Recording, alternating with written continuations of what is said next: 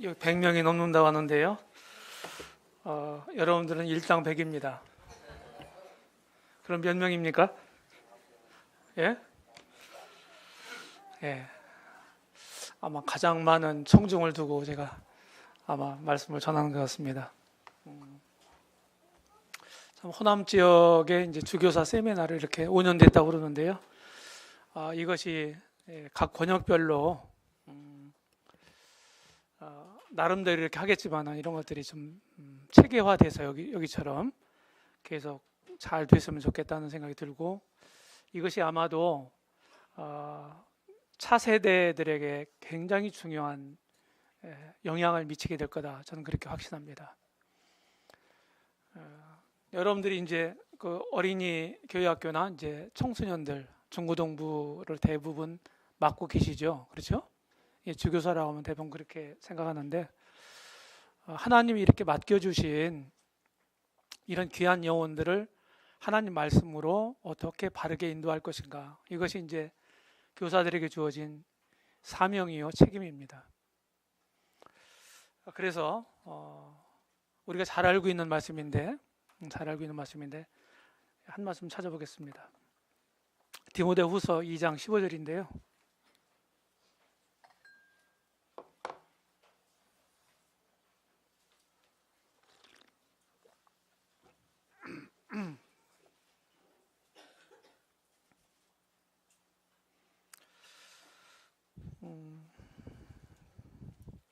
네, 14절부터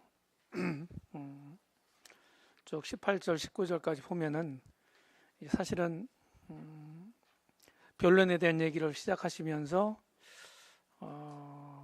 18절에 이 17절에 보게 되면은 잘못된 교리를 전하는 거짓 교사들을 언급하고 있고, 18절에 보게 되면은 그 잘못된 교리가 뭐냐면 사실은 이제 부활론이었어요. 그죠?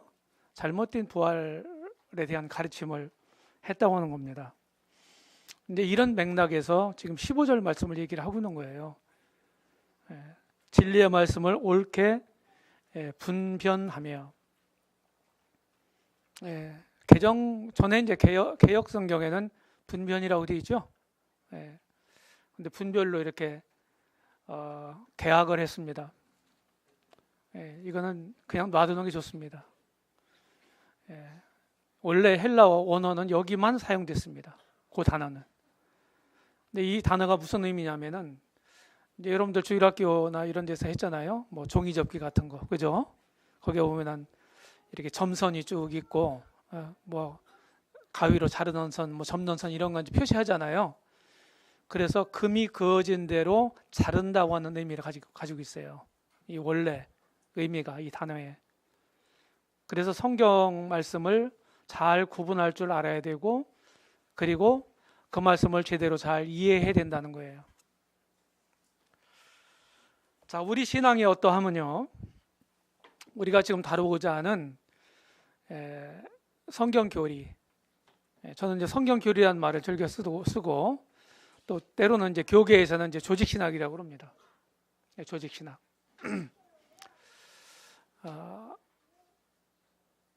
그 사람이 믿고 있는 내용이 어떠하냐에 따라서 그 사람 신앙이 달라지는 거예요. 그래서 이 교리가 굉장히 중요합니다. 마치 우리가 이제 성경 전체를 다 믿는 거잖아요.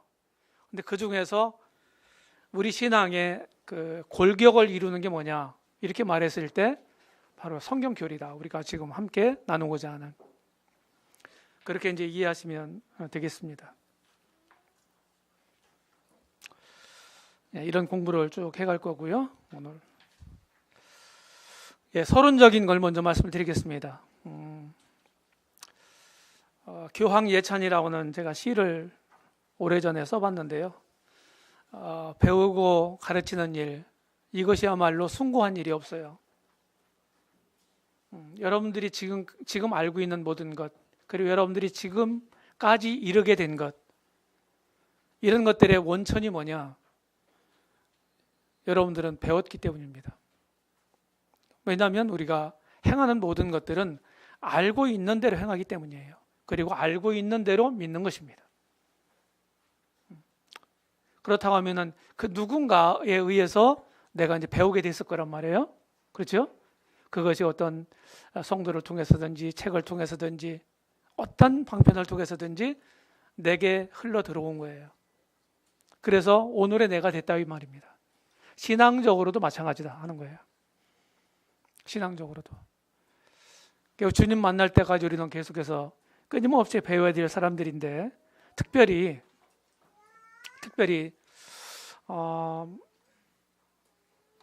여러분들은 귀한 영혼들을 책임지고 있잖아요. 그렇죠? 예, 책임지고 있는 우리 형제 자매님들이기 때문에 우리가 잘못된 것을 가르친다면 나만 잘못되는 게 아니고요. 내가 맡고 있는 그 영혼들도 잘못되게 하는 거잖아요. 맞아요? 그래서 책임이 더 큰 거예요. 야고보는 선생이 되려고 하지 마라. 왜냐하면 사람은 늘 말에 실수가 많은 사람들이기 때문에 내가 잘못된 아주 중대한 언어적 실수를 해서 그 듣는 이들로 하여금 잘못되게 한다면 그거야말로 사실은 화다. 이렇게 얘기를 하고 있어요. 이 시간 통해서요, 우리 형제자매님들이 아마도 대부분은 알고 있는 걸 거예요. 제가 몇 가지를 당부해 드릴게요. 제가 CTI에서도 이 과목을 2002년도부터 가르쳤습니다. 꽤 됐죠? 요새는 첫 시간에 시험을 봅니다. 되게 사람들은요, 들어서 이해하는 것을 다 알고 있다고 생각해요. 그런데 말하라고 하면 말하지 못해요. 그건 자기 게 아니에요. 이해됩니까? 무슨 얘기지? 새겨드려야 될 얘기예요. 내가 믿는 바는 내 것은 내가 말할 수 있어야 돼요. 그 정도까지 가야 돼요. 들어서 이해하는 저거 다 아는데 또 저거 얘기해야네. 이런 식으로 얘기하지 마세요. 그래서 제가 그런 얘기는 하지만 첫 시간에 시험을 보는 것은 다 익숙히 들었던 것들이에요. 사실은요. 그런데도 실상 시험을 보면 얼마 안 나오거든요. 점수가. 자기 실상을, 내 자신을 알라 하는 뜻이에요. 그래서 이 시간에 한 두세 가지를 말씀드리면 아마 알고 있는 것들을 검증하는 시간이 되기를 바랍니다. 아셨죠? 또 어떤 부분에 대해서는 좀 헷갈리는 게 있을 거예요. 헷갈리는 거, 그런 것들을 정립하는 시간이 되기를 바랍니다. 아셨죠? 네. 그리고 아까 기도말처럼 우리가 배우고 확신한 일에 거하고, 그리고 우리가 배운 바를 또 다른 사람들에게 잘 전달해 주는 이런 사람들이 됐으면 좋겠습니다. 공부 잘하는 방법이요. 여기 선생님들이 많이 계신데 교사들이, 전 세 가지 얘기할게요. 먼저 메모하라는 거예요. 그냥 뭐 들을 때 우두커니 앉아있지 마요. 우리 기억력은 한계가 있다고 하는 것입니다. 컴퓨터가 아니고요. 메모하라는 거예요. 두 번째, 집중하라고 하는 것입니다. 수업 시간에 딴짓하는 사람, 왜 거기 앉았는지 모르겠어요. 네? 수업 시간이 가장 귀한 거예요. 제 CTI에서도 아주 계속 얘기합니다. 제가 학생들한테. 너무 안타까워서. 그래서 제 시간에 자라. 11시에 자도록 돼 있어요. CTI는. 근데 청년들은 전부 올빼미 꽈입니다. 잘 안 자요. 12시 넘기고 1시까지 있고. 그럼 그 다음날 어떻게 되겠어요? 6시 반이면 일어나야 되는데, CTI는. 줘놓은 거예요. 왜 거기 와 앉아 있어요? 집중하라고 하는 것입니다. 집중. 그 다음에 세 번째로는 반복하라고 하는 거예요. 한 번 하면 평범해지고, 두 번 하면 우수해지고, 세 번 하면 탁월해진다. 제 말입니다. 이제 명언이 되기를 바랍니다. 이 말이. 네. 우리는 체계적인 성경 공부가 필요해요. 왜냐하면 우리 사람들은요, 인격적인 존재죠. 인격적이란, 이제 교리와 관련해서 인격적이라고 하는 말은 지정의를 가지고 있는 존재라는 뜻이에요. 지성과 감성과 의지를 가지고 있죠. 그죠? 지성적인 부분, 이 부분이 누구에게나 있단 말이에요. 그러면 우리 지성은요, 그냥 뒤죽박죽 되는 걸 용납하지 않아요. 좋아하지 않아요. 그래서 이런 막 조각조각들을 자꾸 모으려고 하는, 그래서 체계를 세우고 조직화하려고 하는 본능을 가지고 있어요. 이 지성이. 뿐만 아니라 교육 수준이 높을수록, 그리고 더 고도화된 문명 사회에 살고 있는 사람들일수록 더 그렇습니다.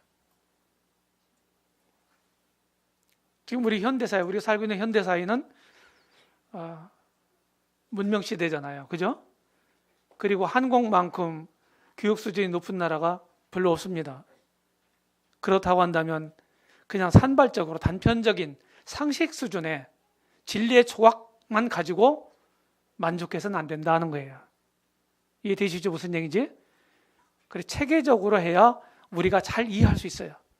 성경은 때로는 어떤 진리에 대해서, 어떤 주제에 대해서 집중적으로 말하는 데가 있습니다. 이를테면 고린도전서 15장은 부활에 대해 집중적으로 얘기를 하고 있어요. 그렇죠? 그 다음에 에베소서는 교회가 뭔지를 집중적으로 말하고 있는 책입니다. 그렇지만 교회에 대해서 에베소서만 유일하게 말하고 있는 책은 아니라 이 말이에요. 성경이 널려 있단 말이에요. 그런 것들을 다 모아서 체계화하는 거예요. 이게 굉장히 중요한 얘기고, 그 다음에 성경 지식은 그리스도인 인격의 기본이다. 우리가 구원받는 문제도요, 구원받을 때에도 복음을 듣잖아요. 먼저 우리 지성적인 부분을 터치합니다. 전도자에서 복음이 들려지죠. 그럼 우리 지성에 들어오는 거예요. 먼저 알게 된단 말이죠. 그런 다음에 그 알게 된 것을 내 감성 부분이 어떻게 돼요? 느끼게 되죠. 뭐 계속해서 죄에 대해서 얘기하고 심판에 대해 얘기하면 큰일 났구나, 이런 생각이 들게 되고, 또 주님의 그런 대속적인 사랑에 대해서 진짜 감사하구나, 이런 느낌이 온단 말이에요. 그럼 거기서 머무르면 안 되고 의지로 가서 어떻게 됩니까? 믿어야 되겠구나, 내가 안 믿으면 안 되겠구나, 이런 생각을 갖게 해서 결단하도록 하는 거예요. 그래서 무슨 우리가 액션을 하게 될 때는요, 지정의가 다 관여를 합니다. 우리 신앙도 마찬가지입니다. 아셨죠? 따로따로가 아니에요. 그래서 우리가 먼저 무엇인가를 알아야, 하나님에 대해서 알아야 하나님을 경외할 수 있어요. 성경을 알아야 성경을 믿을 수 있어요. 그러면 성경을 모르면서 우리가 그리스도인다울 수가 없습니다. 아셨죠? 예, 그리스도인다우려면요, 성경을 잘 알아야 되는 거예요. 우리가 경건해지려면 하나님이 어떤 분인지 잘 알아야 되는 거예요. 경건이라고 하는 말은 하나님을 닮는다는 뜻을 내포하고 있어요. 하나님 어떤 분인지 모르면서 경건해질 수는 없는 거예요. 이 성경을 통해서 우리가 알 수가 있는 것입니다. 그 다음에요, 우리가 주님을 이제 섬기잖아요. 그래서 성경의 가르침에 의하면 교회를 그리스도의 몸이라고 얘기하고 있고, 모든 거듭난 사람들은 그 몸의 지체다, 이렇게 얘기를 합니다. 우리 몸을 가지고 있잖아요. 몸 안에 다 지체가 이렇게 있지 않습니까? 붙어 있잖아요. 그럼 지체가 몸을 위해서 무슨 기능을 하고 있어요? 어떤 기능을 하든지, 그죠? 놀고 있는 지체는 아무것도 없다는 거예요. 이와 마찬가지로 내가 진짜 거듭났다면 몸된 교회를 위해서 무엇인가를 내가 하는 거예요. 해야 되는 거예요. 그래서 영적으로 주님 안에서 실업자는 없습니다. 우리가 무엇인가를 해야 되는 거예요. 하도록 되어 있어요, 이 성경 가르침에. 그래서 이 교리를 잘 알아야, 체계적인 공부를 해야 내 이 확립이 되게 되고, 신앙이. 그리고 그 알게 된 그것을 통해서 어떻게 됩니까? 주님을 더 잘 섬길 수가 있다는 거예요. 준비된 사람을 하나님이 사용하시는 겁니다. 우리 모임이 이제 열악하기 때문에 고등학교 졸업하고 대학생 되자마자 주교사를 하라고 그럽니다. 이게 모임 실정이었어요. 그래서 되겠어요, 안 되겠어요? 안 됩니다. 교사의 수준만큼 학생들이 넘어설 수는 없어요. 맞죠? 어떤 선생을 만나느냐, 학생들은 굉장히 중요합니다. 그게. 그래서 교사가 굉장히 중요한 거예요. 여러 면에서 우리가 생각할 수 있어요. 그래서 지금 내가 맡고 있는 이런 주교사라고는 직임, 이 직임을 잘 감당하기 위해서는요, 어떻게 돼요? 성경을 제대로 알아야 되고, 그리고 내 신앙이 흔들리면서 다른 사람의 신앙을 굳게 할 수는 없는 법이죠. 자, 성경 교리가 이렇게 중요합니다. 여기에 이제 사람의 골격이 나왔어요. 이 교리는 변할 수 없는 진리를 가리킵니다. 우리 기독교 신앙의 근간이에요. 그리고 우리는 믿는 대로 삽니다. 믿는 대로. 우리 자매님들이 너버로 썼나요? 왜 썼어요? 여러분들이 성경에 있는 말을 믿기 때문에 쓰는 거예요. 안 믿으면 쓸 필요 없어요. 다 벗어요. 뭐 이런저런 이유를 내가 또 벗으려고 하는 사람들도 있지만은, 그거는 해석 원리가 달라서 그런 거예요. 네. 그 다음에 이제 이 교리 공부는요, 교리는 건강한 교회의 필수 요소예요. 존 메가드라고 하는 분은요, 이 다섯 가지를 제시를 했는데, 여기서 체계적인 성경 교리의 가르침이 중요하다. 이것이 건강한 교회가 되는 필수 요건이다. 이렇게 얘기를 했어요. 사실은 지역교회에서 많은 부정적인 일들이 일어납니다. 그런 것들이 대개 두 가지 요인이에요. 두 가지 요인. 한 세 가지 정도로 얘기할 수 있겠네요. 하나는 도덕적인 문제입니다. 그죠? 명백한 범죄. 두 번째는 교리적인 문제입니다.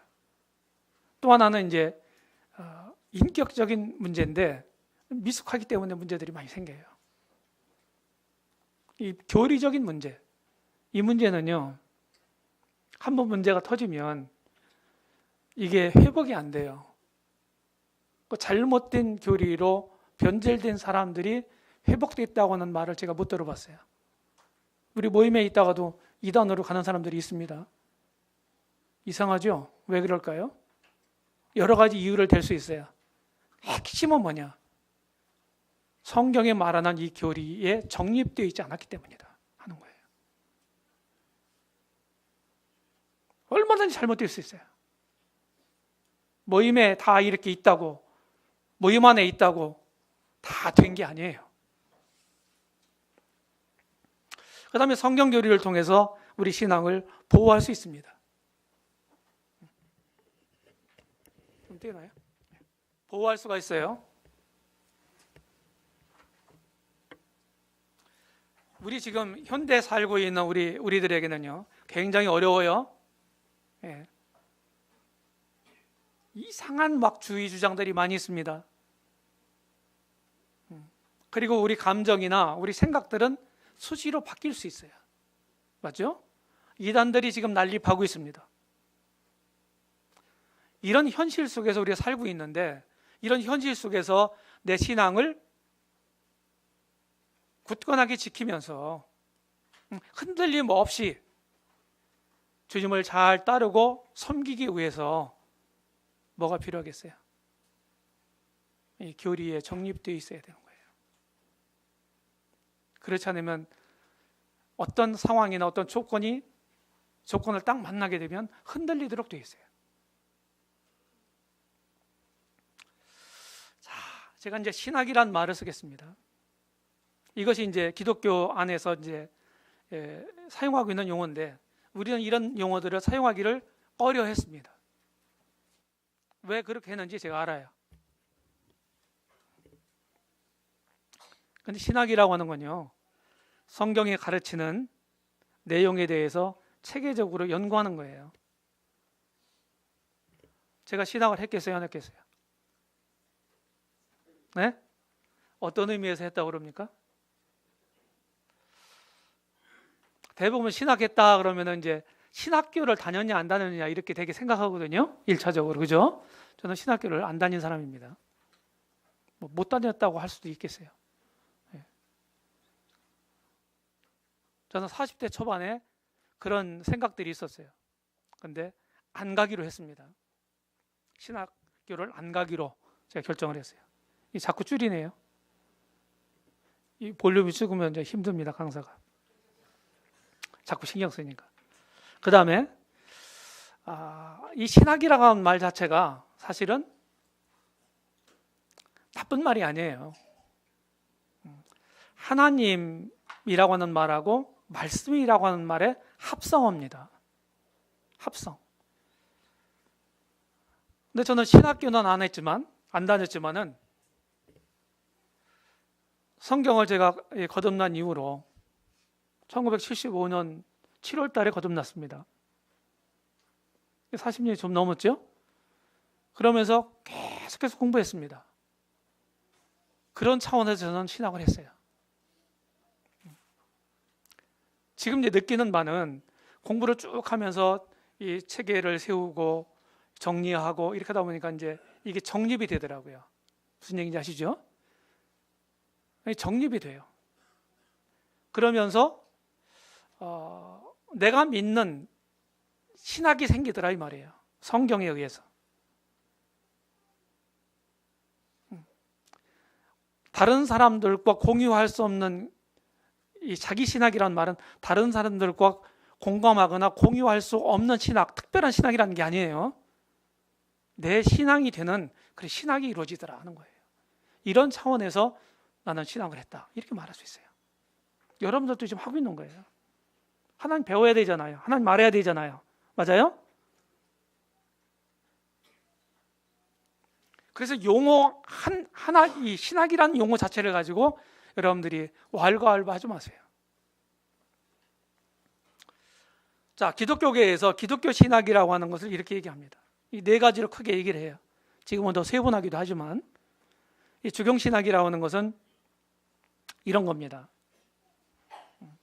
뭐 성경 개관 같은 거 여러분들이 공부하죠? 그렇죠? 그 다음에 주석 같은 거, 그리고 성경 신학이라고 있어요. 성경 전체적으로 가르침을 쭉 훑는 거. 성경이 어떤 책이냐, 뭘 가르치는 거냐, 이것을 하는 거예요. 연구하는 이런 학문입니다. 그 다음에 이제 여기에는 뭐 해석학도 들어가고 다 들어가요. 성경 원어라든지 뭐 이런 거 다 들어갑니다. 그 다음에 이제 역사신학이라는 게 있어요. 이거는 크게 두 가지가 있습니다. 성경사, 교회사. 성경을 보게 되면은 성경이 역사책은 아니지만 역사가 들어있죠. 그렇죠? 이런 것들을 쭉 일목요연하게 이렇게 체계화해서 이렇게 공부하는 공부예요. CTI는 이런 과목이 있습니다. 그 다음에 교회사. 이철련 교회사를 가지고 있잖아요, 우리가요. 이것을 또 잘 배워야 돼요. 역사 속에서 무슨 일이 일어났는지, 어떤 것들을 잘못했는지, 그리고 어떤 것들을 우리가 배워야 될 건지, 이런 것들이 역사를 통해서, 역사의 공부를 통해서 배울 수가 있어요.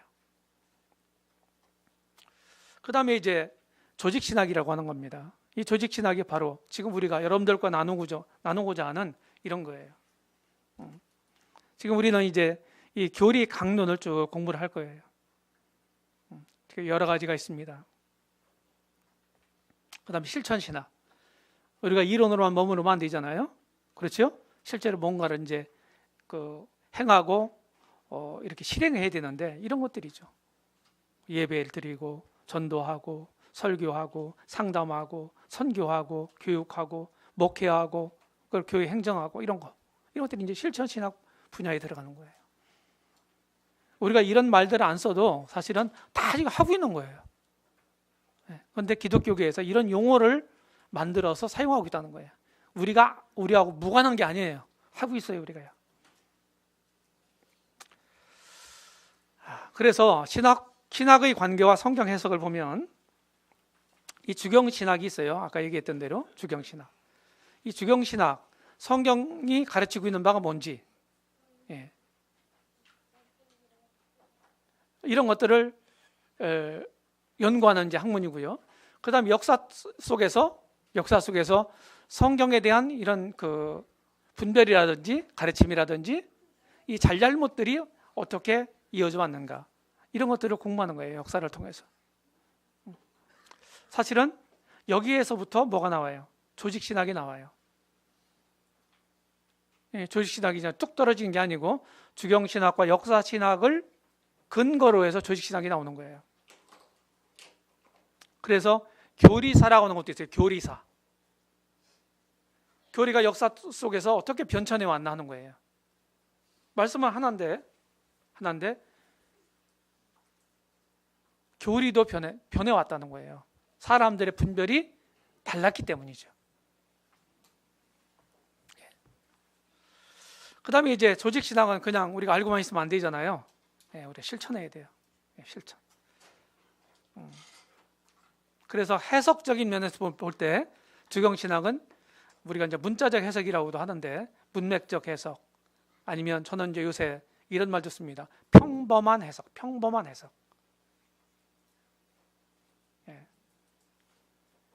우리가 평범한 해석을 하고 있어요. 모든 문서들을 이해하는 그냥 평범한 그런 원칙에 의해서 우리가 성경을 이해하거든요. 우리가 이걸 사람들은 이제 세대주의라고 그러는데, 그래서 영어로는 이제 플레인이라는 말을 써요. 플레인, 보통, 평범한, 뭐 이런 뜻이죠.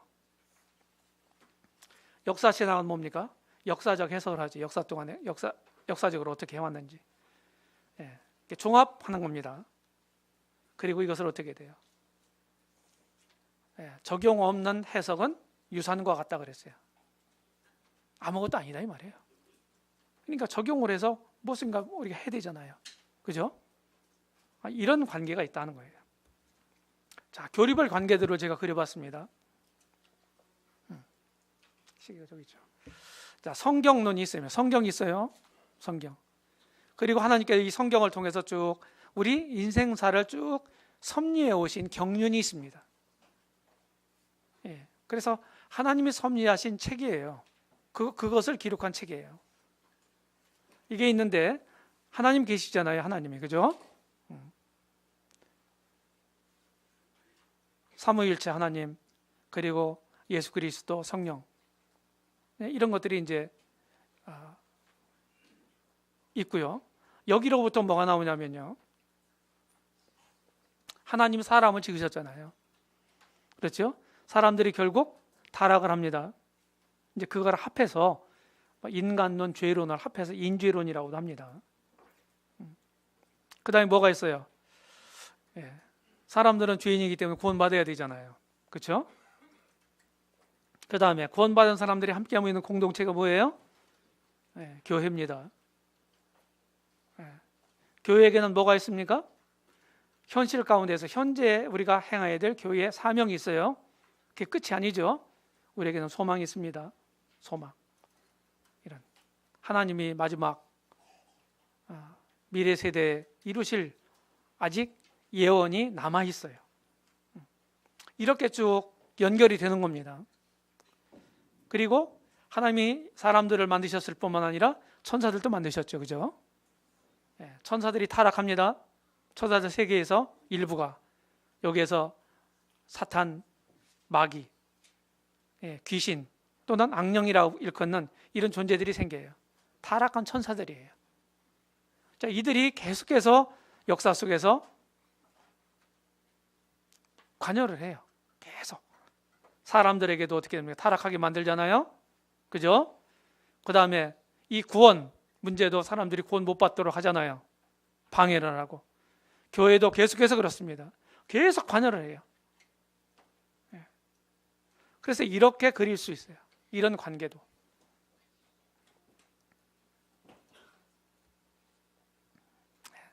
올해 새벽 1월 1일 날 제가 쓴 시인데요. 시간이 조금 읽고 갈까요? 조금 나오는데 조금 더 할게요. 시간 되는 만큼. 제가 이제 구분을 하긴 했는데 새해의 힘. 지난해 마지막 어둠 뚫고 솟아오르는 태양. 수평선 너머에서 지평선 너머에서도 산천초목 그 절절한 고대함을 화사한 미소 머금고 응답하는 햇살. 얼어붙은 만상에 지치지 않는 끈기로 내리는 온기는 생명 두드려 깨워 봄을 만들고 꽃을 피워 벌나비 위에 대지에 펼쳐놓을 축제. 다가오는 세월에 그릴 오선지의 리듬을 타고 한 해의 사명 완수하고 귀환할 동그란 행복. 이렇게 해서 써서 0시에 딱 써서 대기하고 있다가 0시에 CTI 밴드에 올렸습니다. 그냥 좀 더 할게요. 시간이 좀 50분까지죠? 네. 자, 나는 성경이다라고는 좋은 글이 있어요. 여러분 기도원 협회라고 아십니까? 아세요? 기독교 실업인들, 그러니까 이제 기업하는 분들, 기업하는 회사하는 분들, 이런 분들이 자기들이 돈을 내서 성경을 인쇄를 해서 무료로 배급합니다. 병원이나 교도소나 막 이런 데 있잖아요. 군대나 이런 데. 그래서 아마 기도원 성경이라고 이렇게 그것을 아마 보신 적 있을 거예요. 맞죠? 거기에 나와 있는 글이에요. 나는 성경이다 하는 거예요. 나는 하나님의 놀라운 도서관, 나는 항상 그리고 어디서나 진리이다. 나는 피곤한 순례자에게 강한 지팡이, 나는 캄캄한 암흑 속에 앉아있는 자에게 광채를 바라는 빛. 나는 무거운 짐으로 허리를 굽히는 자에게 흐뭇한 안식, 나는 길을 잃은 자에게 안전한 안내자. 나는 죄로 말미암아 피곤한 자에게 병을 고치는 향유. 나는 낙심한 사람에게 희망의 기쁜 메시지. 나는 삶의 폭풍을 만나 괴로워하는 자에게 견고하고도 확실한 닷. 나는 고독 속에서 고통하는 자에게 뜨거운 이마 위에 얹은 서늘하고도 부드러운 손. 나는 성경이다. 사람들의 아들들아, 나를 가장 잘 보호하려거든 나를 잘 사용하라. 얼마나 성경에 대해서 합당한 말입니까? 누군가가 썼을 텐데요. 참 잘 성경에 대해서 표현한 것 같습니다. 자, 2000년의 교회 역사를요, 크게 저는 세 구분을 하기도 합니다. 초대교회 시대, 중세교회 시대, 근세교회 시대 이렇게 합니다. 자, 초대교회 시대 때는 오순절 이후에, 사도행전 2장에 오순절 이후에 성령님 강림하심으로 교회가 형성됐죠. 그리고 언제까지냐면은 주후 AD 313년에 로마 제국의 황제가 된 콘스탄틴이 밀란 칙령을 내리죠. 그렇죠? 그것이 이제 기독교를 박해하던 그런 것을 기독교를 공인하는 공인령이었습니다. 그리고 조금 더 후에 로마 제국의 국교로 삼습니다. 기독교를. 굉장히 이제 획기적인 그런 사건이었어요. 그러면서 박해받던 교회가 이제 해방, 자유를 얻습니다. AD 313년 이후에. 무슨 얘기인지 아시죠? 그게 좋은 것일 수도 있고 나쁜 것일 수도 있어요. 부정적인 면도 있습니다. 그러면서 잘못된 것들이 많이 교회에 흘러들어와요. 그 이후에. 그러면서 타락하게 됩니다. 교회가. 그 다음에 이제 그런 구분이 되고요. 초대교회 시대 거기까지다 이 말이죠. 그때로부터 점점점 이제 기독교가 로마 제국의 그 강대한 제국의 국교가 되고, 그리고 국가와 교회가 하나가 되어버립니다. 정교연합이 되어버려요. 그러면서 세속적인 권력자들이 교회 안에 흘러들어와요. 교회 안에서 권세를 행사합니다. 거듭났든지 안 났든지 상관없이. 그러니까 교회가 어떻게 돼요? 세속화되는 건 불보듯 뻔한 일이죠. 그렇죠? 성경이 그렇게 말하고 있는 게 아니죠. 교회는 뭡니까? 거듭난 사람들의 공동체예요. 거듭나지 않은 사람들이 교회 안에 들어와서 좌지우지할 수가 없는 거예요.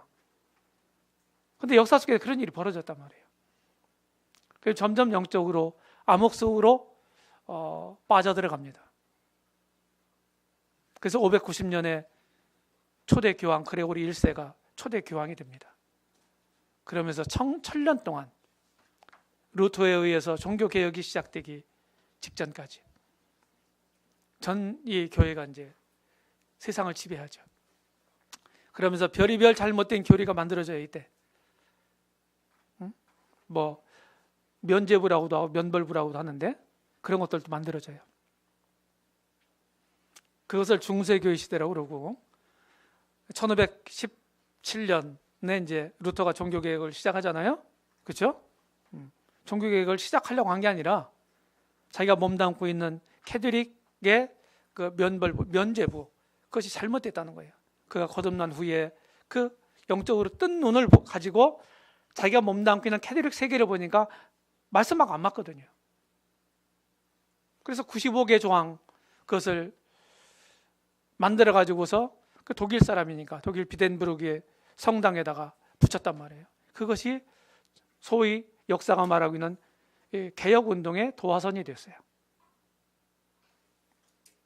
그런데 초대교회 때는요 기독론의 투쟁이었어요. 이때 뭐 삼위일체 이런 아리우스라는 사람, 아타나시우스 뭐 얘기 들어봤을 거예요. 그렇죠? 이 아리우스 논쟁이 아주 엄청났습니다. 이 삼위일체는 뭡니까? 하나님에 대해서 뭐 이의 제기하는 사람 없어요. 예수님이 어떤 분이냐? 하나님이시면서 사람이신 분이 어떤 분이냐는 것이 전부 사람마다 강론이었단 말이에요. 그 논쟁이었어요. 결국 이제 아타나시우스라고 하는 사람의 승리로 이 문제가 이제 일단락이 되긴 했지만 기독론의 투쟁이었다. 그 다음에 중세 때는요, 이 구원론의 문제가 됐어요. 이 성경에서 명백히 가르치고 있는 하나님의 은혜로 믿음으로 말미암아 구원을 얻는다고 하는 이 진리, 이신층의 진리가 훼손되기 시작했습니다. 이 캐톨릭 시대가 되면서 점점 그 뭡니까? 의식, 뭐 미사나 뭐 이런 거 있잖아요. 캐톨릭에는 7가지 성사가 있습니다. 그런 것들을 잘 해야 구원을 얻는다고 이렇게 가르쳤어요. 믿음만 갖고는 안 되는 거예요.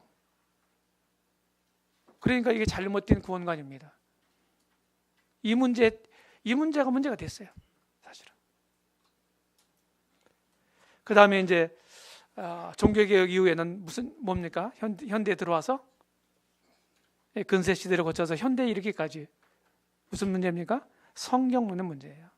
오늘 우리가 공부한 성경론.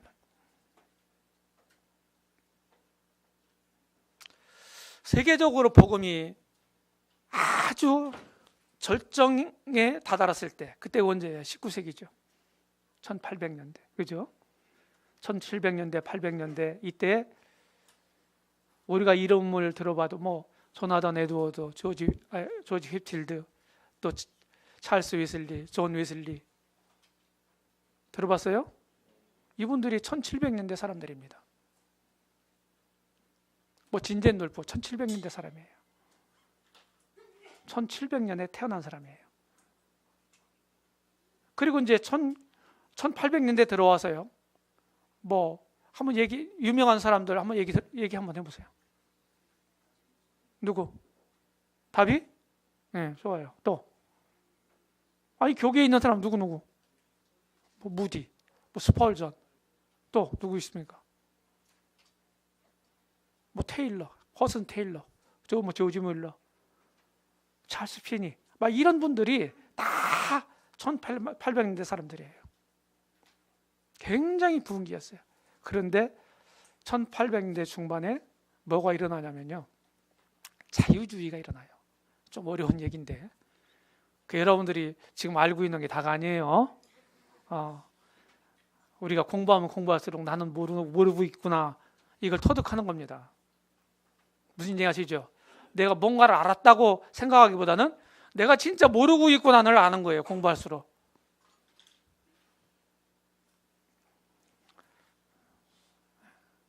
그래서 뭔가를 조금 뭐 한 과정을 공부했다고 해서 교만 떨 필요가 없습니다.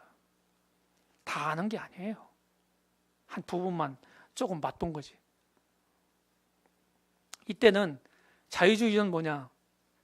인간의 이성과 합치가 안 되는 것들이죠. 인간의 이성과, 다시 말해서 기적적인 것들. 그리고 우리 신앙에는 뭡니까? 신비적인 요소도 있잖아요. 신비주의는 아니지만 예를 들어서 하나님께 기도하고 눈에 보이지 않는 하나님 계신다고 그러고 또 천국과 지옥이 있다고 그러고 또 처녀가 애를 낳았다고 그러고 죽은 사람이 진짜 죽었던 사람이 진짜 살아났다고 그러고 뭐 영생한다고 그러고 이게 뭡니까? 우리 지성하고 합치가 안 되는 부분이죠. 맞죠? 이런 건 다 부인하는 거예요. 이게 자유주의라는 거예요. 이 사람들이 지금 한국 기독교 내에 개신교 내에 신학교 안에 들어가서 교수 일을 하는 사람들이 많습니다. 그 사람들이 뭐 가르치겠어요? 뭐 가르치겠어요? 자기도 생각 가르치는 거예요. 그래서 성경의 절대성을 믿지 않아요. 이 사람들은. 오늘날에는 이 싸움이다. 성경 문제에 대해서, 성경론에 대해서 절대주의냐 합리주의냐 이거예요. 이 투쟁이에요. 지금은요.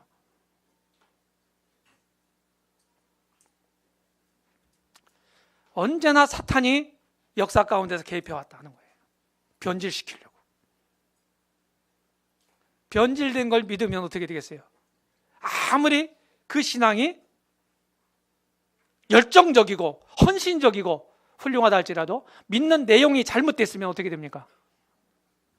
그건 꽝인 거죠. 그죠? 맞아요? 이단들 보세요. 얼마나 열심입니까? 기준이 뭐예요? 성경이에요. 성경. 그래서 요즘에는 이 성경에 대한 절대적 신뢰, 절대적 믿음, 이게 계속해서 시험받고 있는 시대예요. 그러니까 오늘 공부를 잘 했으면 좋겠습니다. 인문이에요, 인문. 다 알고 계시죠? 네. 자, 성경의 연대. 대부분 이제 출애굽기 이제 모세 오경이잖아요. 모세가 기록했다. 모세가 그럼 언제 기록했겠느냐? 바로 공주의 아들 시절에 기록했겠냐? 아니잖아요.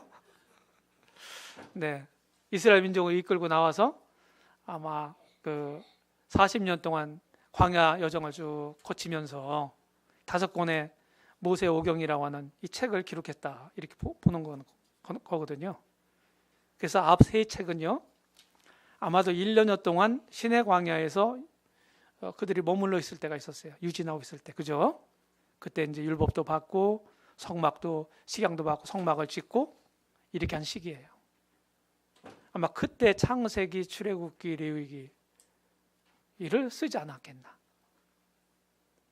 그리고 이제 민수기를 보게 되면 광야 여정을 다 그리고 있는 책이기 때문에, 그죠?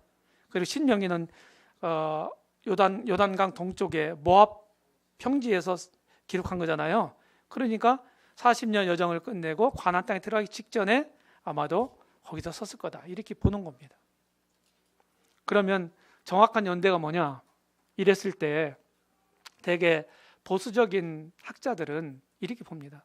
지금 저기 이제 1446년이라고 이제 돼 있는데 1446년은 BC 1446년은 출애굽 연도로 봅니다. 출애굽 연도. 이것을 이 연도를 산출한 기준은 열왕기상 6장 1절에 있습니다. 지금 찾지는 않겠어요. 성전 짓는 장면관이 이렇게 나오는데 그걸 통해서 계산해낼 수가 있어요. 솔로몬이 BC 970년에 즉위를 했다고 우리가 이제 본다고 한다면 그 기준으로 해서 이렇게 우리가 더하기 빼기를 하게 되면 요 년도가 나와요. 그렇게 했고 이렇게 이제 보는 거예요. 그리고 계시록은 사도 요한에 쓰여졌는데 AD 96년경에 반모섬에 유배됐을 때 쓰여졌다 하는 거예요. 로마 제국의 이제 도미티아누스, 도미티안이라는 황제가 통치할 때입니다. 성경의 언어는요, 대체적으로 구약은 히브리어, 유대인들에게 보낸 그 책이잖아요, 그죠? 그러니까 유대인들의 말로 기록한 거예요. 그리고 일부분, 극히 작은 부분이 아람어로 기록됐다고 하는 겁니다. 아람어, 시리아어입니다. 그 다음에 이제 신약은요, BC 4세기경에 이제 알렉산더라고 하는 사람이 세계를 제패합니다. 그래서 그리스 제국 또는 헬라 제국을 세워요. 그러면서 이제 전 세계를 통일을 하고 자기들 문화를 자기가 정복한 땅에 다 심습니다. 그리고 헬라 제국이 로마 제국에 의해서 멸망하죠. 멸망했음에도 불구하고 여전히 헬라 제국이 뿌려놓은 그런 헬라 문화는 여전히 로마 제국에서도 여전히 유효했습니다. 그리고 세계 공용어가 그때 뭐예요? 헬라어였어요. 그래서 신약 성경은 헬라어로 기록됐다는 거예요. 그래서 그리스어로. 그렇게 이해하시고, 성경의 지리는 바운더리, 지리는 어디입니까? 팔레스틴과 어디입니까? 근동 지역이에요. 아셨죠? 근동이라는 얘기는 서양 사람들 만드는 얘기인데 가까운 동쪽이라는 뜻이거든요. 가까울 근자. 어디로부터 가깝다는 얘기예요? 서양으로부터 가까운 곳이라는 얘기예요. 그리고 여기 한국이나 이런 데 있는 데를 뭐라고 그래요? 극동이라고 하죠. 동쪽 끝이다 하는 말이에요. 누구 기준이에요? 서양 사람들 기준이에요. 네. 그리고 구약 성경은 이제 유대인들에게 쓴 이런 책이기 때문에 히브리 문화, 유대인들의 문화를 잘 알아야 이해할 수 있어요. 뭐 신약도 물론이지만 이제 그런 것들을 우리가 잘 파악해야 성경을 제대로 잘 이해할 수 있다. 여기까지 하겠습니다. 10분만 휴식하겠습니다.